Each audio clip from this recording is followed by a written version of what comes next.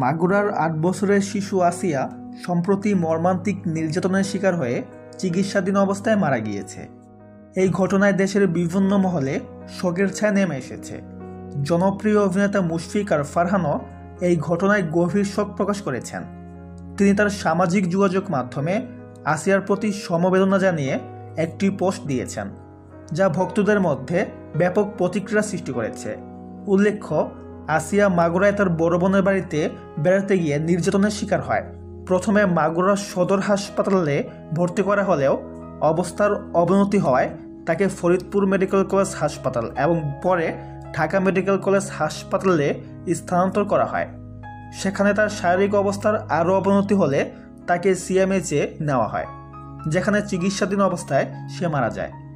এই ঘটনায় মাগুরা সদর থানায় 4 জনের বিরুদ্ধে মামলা দায়ের করা হয়েছে, যাদের সবাইকে গ্রেফতার করা হয়েছে। মুশফিক আর ফারহানের পোস্টের কমেন্ট সেকশনে ভক্তরা তাদের শোক ও সমবেদনা প্রকাশ করেছেন এবং আসিয়ার আত্মার শান্তি কামনা করেছেন। তো ভিউয়ার্স, সবাই আসিয়ার জন্য মন থেকে দোয়া করবেন।